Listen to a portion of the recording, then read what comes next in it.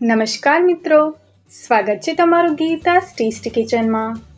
આજે આપણે બનાવીશું સૂજી અને ચણાના લોટના એકદમ ટેસ્ટી અને દાણેદાર લાડુ। આ લાડુની ખાસિયત એ છે કે આમાં આપણે ખૂબ જ ઓછો ઘી વાપરવાના છીએ, એટલે આ એકદમ હેલ્ધી બનશે। તમે તેને ભગવાનના પ્રસાદ માટે, પૂજા માટે કે બાળકોના લંચ બોક્સ માટે માત્ર 10 જ મિનિટમાં બનાવીને તૈયાર કરી શકો છો। તો ચાલો ફટાફટથી બનાવવાનું શરૂ કરીએ। સૌપ્રથમ આપણે સામગ્રી જોઈ લઈએ। લાડુ બનાવવા માટે આપણે જોઈશે 1 કપ સૂજી, 1 કપ ચણાનો લોટ, 1/2 કપ મિલ્ક પાવડર। આ ઓપ્શનલ છે, તમે તેને સ્કીપ પણ કરી શકો છો।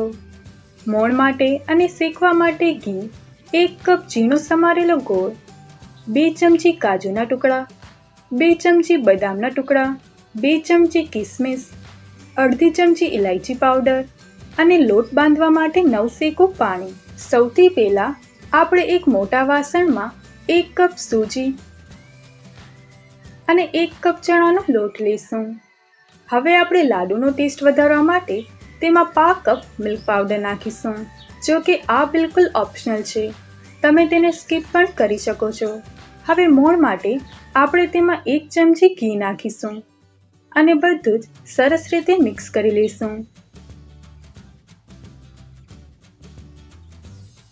અહીંયા મેં થોડું નવશેકું પાણી લીધું છે। આપણે થોડું થોડું પાણી નાખતા જઈને મીડિયમ કઠણ લોટ બાંધી લઈશું।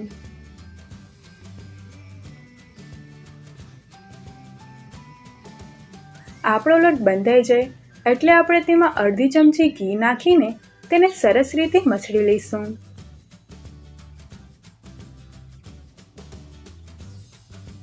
હવે આપણે આ લોટને 10 મિનિટ માટે રેસ્ટ આપીશું। 10 મિનિટ થઈ ગઈ છે।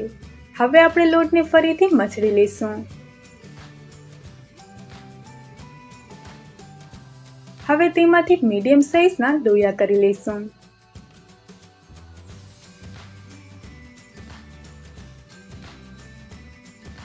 હવે આપણે એક લોયો લઈને તેને ભાખરીની જેમ વણી લઈશું।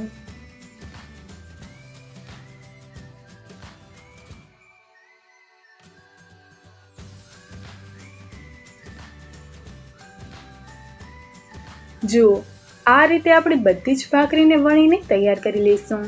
હવે આપણે ગેસ પર એક તવીને ગરમ કરવા માટે મૂકી દઈશું। હવે આપણે તેના પર આપણી ભાખરીને શેકી લઈશું।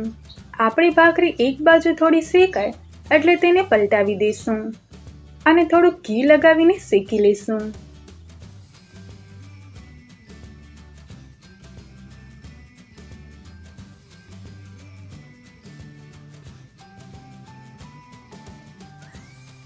હવે બીજી બાજુ પણ પલટાવીને ઘી લગાવી દઈશું। અહીંયા આપણે ગેસની આંચને ધીમી રાખીશું અને ભાખરીને આ રીતે દબાવતા જઈને એકદમ સરસ ગોલ્ડન શેકી લઈશું।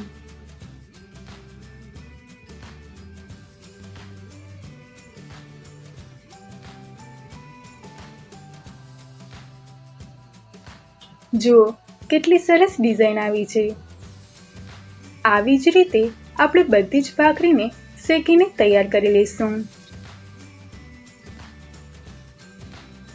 આપણી બધી જ ભાખરી તૈયાર છે। હવે આપણે તેના નાના નાના ટુકડા કરી લઈશું।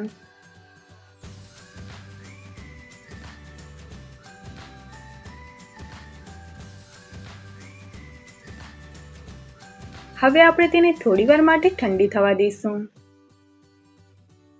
આપણી ભાખરી ઠંડી થાય ત્યાં સુધીમાં આપણે ગોળને પણ આવી રીતે ઝીણો ઝીણો સમારી લઈશું, જેથી તે જલ્દીથી ઓગળી જાય।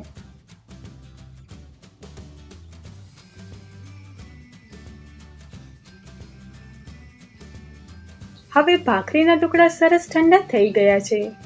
હવે આપણે તેને મિક્સર જારમાં નાખીને પીસી લઈશું।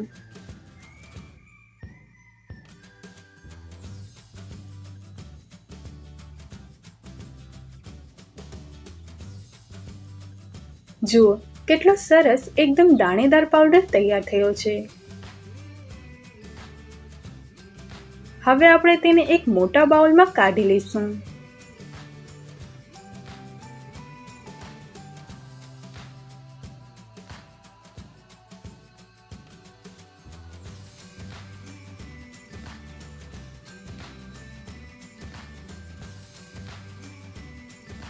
હવે આપણે તેમાં 2 ચમચી કાજુના ટુકડા, 2 ચમચી બદામના ટુકડા,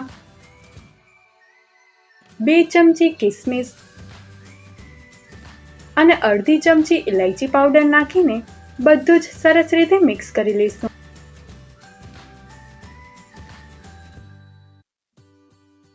હવે મીઠાશ માટે આપણે કટકા કરેલા ગોળને કપથી માપી લઈશું. અહીંયા મેં 1 કપ ગોળ લીધો છે. હવે આપણે ગેસ પર કઢાઈને ગરમ કરવા માટે મૂકી દઈશું. હવે તેમાં 1 ચમચી ઘી નાખીશું. આપણું ઘી ઓગળે એટલે તેમાં ગોળને ઉમેરી દઈશું.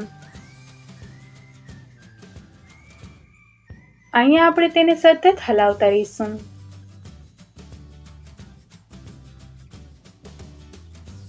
અહીંયા આપણે ખાસ ધ્યાન રાખવાનું છે, આપણે ગોળની કોઈ ચાસણી નથી બનાવવાની. બસ ગોળ સરસ રીતે ઓગળી જાય એટલે આપણે તરત જ ગેસને બંધ કરી દઈશું.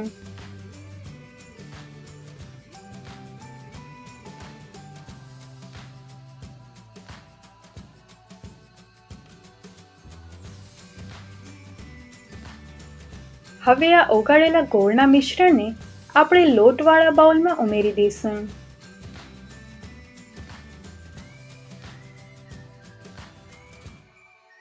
શરૂઆતમાં ગરમ હશે એટલે આપણે તેને ચમચીની મદદથી મિક્સ કરીશું.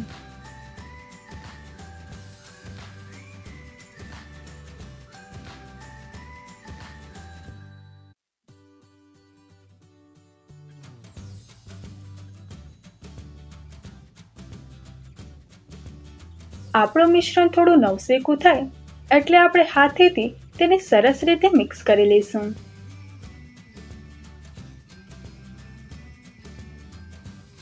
જુઓ, આપણું મિશ્રણ એકદમ દાણેદાર દેખાઈ રહ્યું છે.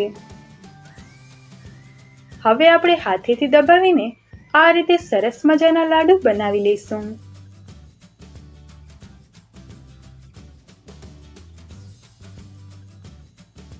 તો તૈયાર છે આપણા ઓછા ઘીમાં બનેલા પૌષ્ટિક અને ટેસ્ટી સૂજી ચણાના લોટના લાડુ.